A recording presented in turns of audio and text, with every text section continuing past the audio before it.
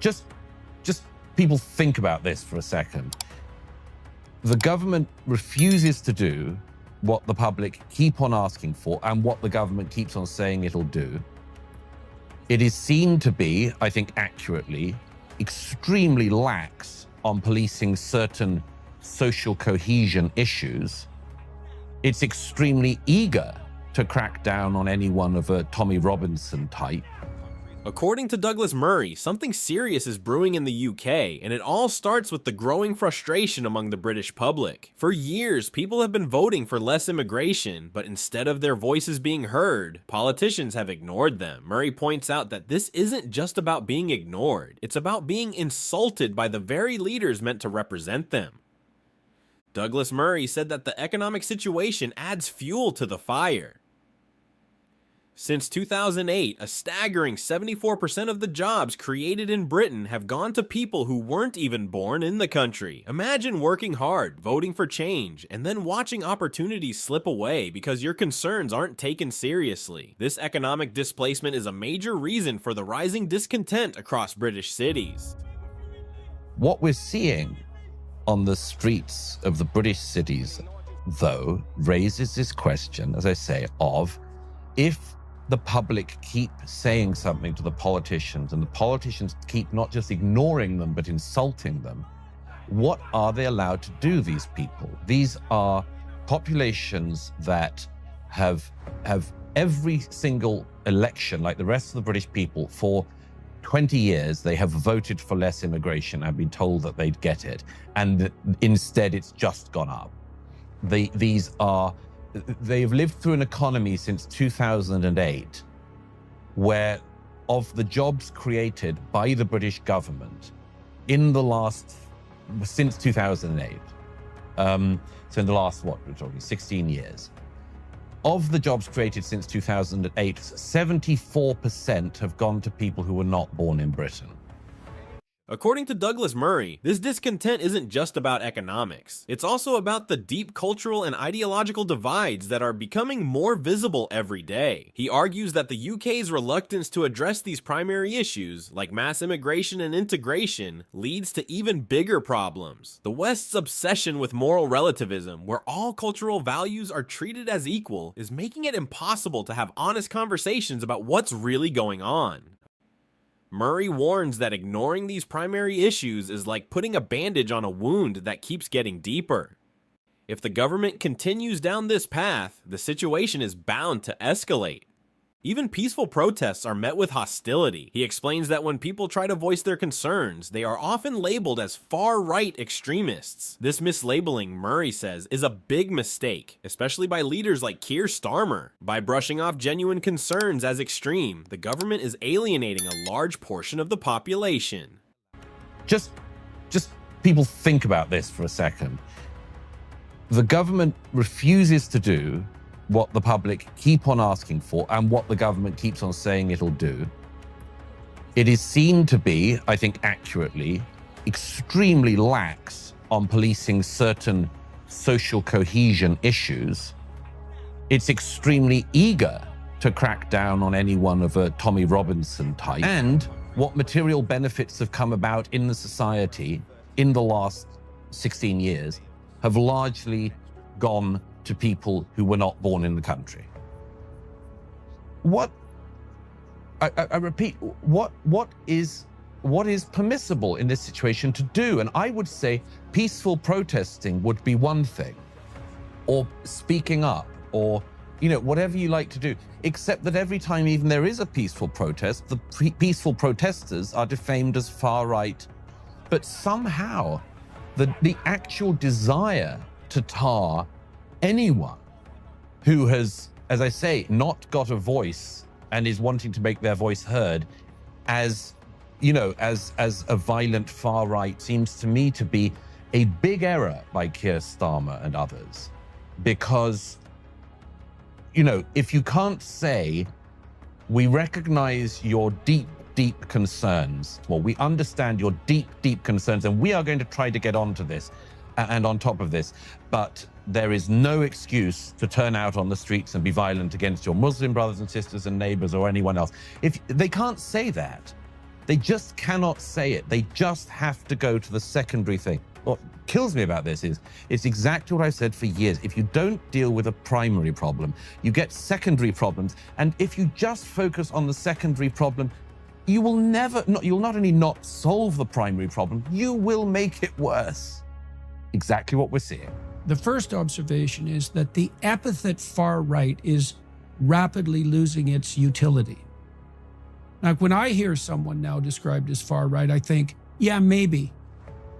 Probably not, but maybe. So with regards to the drivers of immigration, you say the politicians campaign, at least on the conservative side, at least some of the time, with the claim that they're going to get a handle on this, but they don't. In fact, quite the opposite. They seem to facilitate it. And so then, is that because it's actually beyond their control?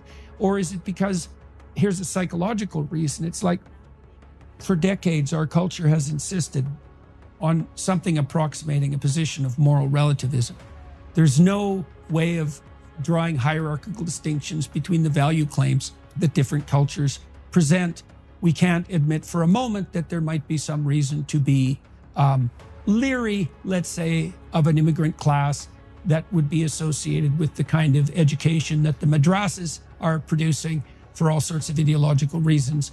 We can't make any allowance for the idea that some immigrants might be more difficult to integrate into our culture than others. And that is a thorny problem, don't get me wrong. But now, so we open the floodgates, let's say, and we find out that there are people who don't have democracies in their own country because they don't have the culture for it, let's say, or the desire for it. And they bring those attitudes along with them. Surprise, surprise, because they weren't just freedom-loving, oppressed people striving to be free, who are now thrilled to death to be in a democratic country, but people who are pretty damn prone to bring all of the problems that they had in their own country along with them.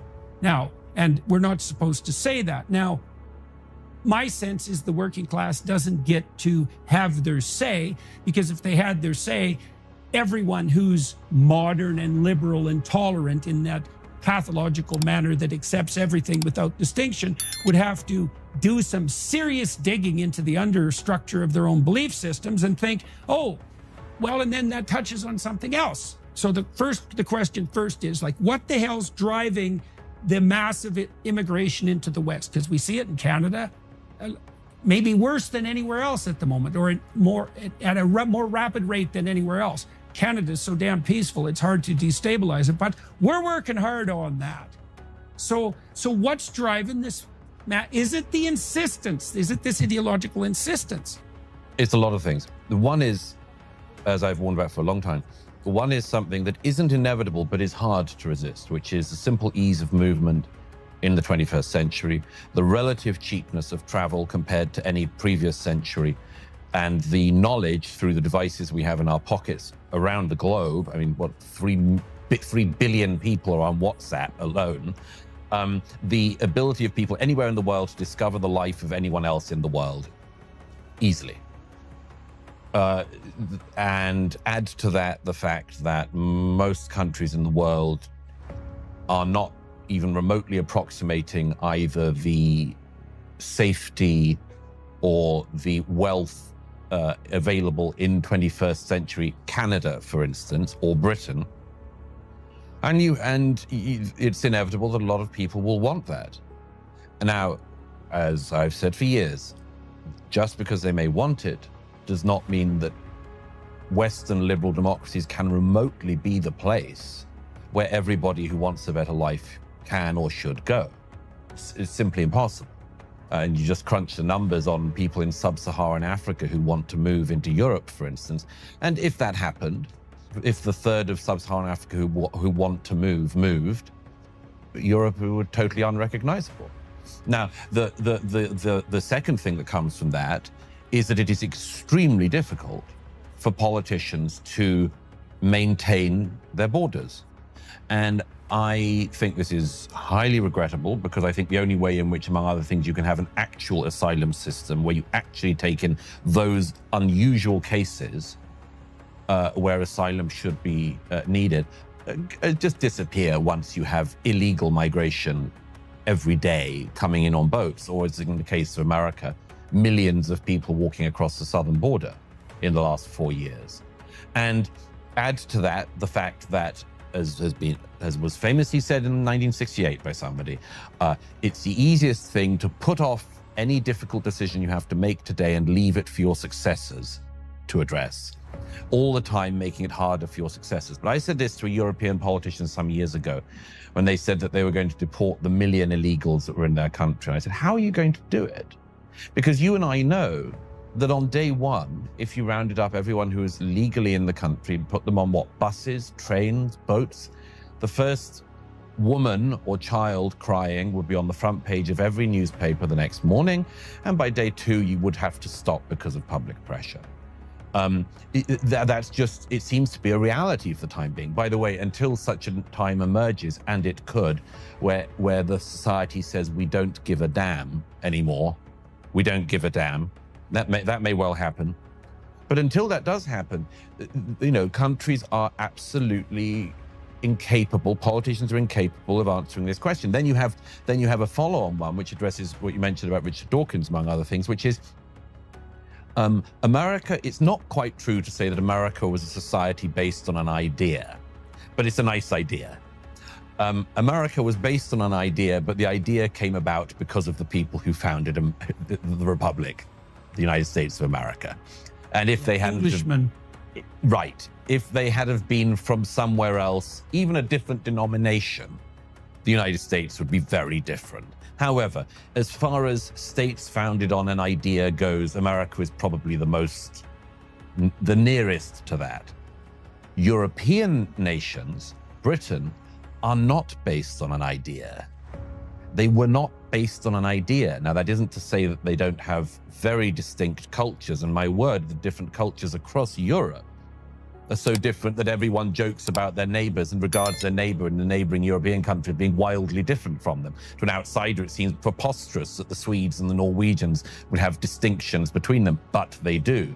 But I say this to say that Europe and Britain was made up of ethnic identities. And those ethnic identities had ideas, of course. But even in Britain, you have the Welsh, you have the Scots, you have the English, the Northern Irish, the Irish. How do you integrate into that? How do you do it? Does anyone know? And the answer is no. Have some people? I'd say yes. Have a majority? It doesn't look that way to me. And so this is just a bomb underneath the societies in Europe in particular.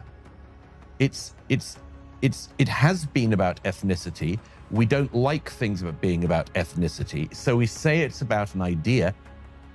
But all my adult life, this idea has been so hard for anyone to pin down that they've just failed at it time and time again. Douglas Murray said that the label far right is rapidly losing its meaning. He explains that when everyone who disagrees with the government is called far right, the term stops being useful. This dilution of language makes it harder to have real conversations about the issues at hand, and it turns the political landscape into a confusing mess where important distinctions are lost. According to Douglas Murray, the contradictions of politicians only make things worse. They campaign on promises to control immigration, but their actions tell a different story. Instead of reducing immigration, they seem to be encouraging it. Murray suggests that this might be because of a deep-seated belief in moral relativism, where no one is willing to admit that some cultural practices might not fit well in the UK. He said that modern technology and cheap travel have made migration easier than ever. In the 21st century, people from all over the world can see how others live through their phones and computers. Murray argues that it's natural for people from less developed countries to want to move to places like the UK. But he warns that just because they want a better life, it doesn't mean that Western countries can or should take everyone in. This brings up another problem, border control. He says that politicians are struggling to maintain their borders, which undermines the asylum system. When illegal migration becomes a daily occurrence, it's impossible to run a fair and effective asylum process. Murray believes that until politicians get a handle on this, the system will continue to break down. Douglas Murray said that there's a big difference between America and Europe when it comes to national identity. While America was founded on an idea, European countries like Britain are based on ethnic identities. This makes it much harder for immigrants to integrate because they aren't just joining a country, they're joining a culture with deep historical roots. According to Murray, this is a bomb waiting to go off if it's not handled carefully. He said that this bomb is ticking beneath European societies, and if the primary issues aren't addressed soon, the consequences could be severe. He warns that the longer these problems are ignored, the more explosive the situation will become. Murray's message is clear. It's time to wake up and deal with these issues before it's too late. According to Douglas Murray, the time to act is now. If you agree or have your own thoughts on this pressing issue, let us know in the comments below. Don't forget to like this video, share it with others, and subscribe to stay updated on our latest content. Thanks for watching.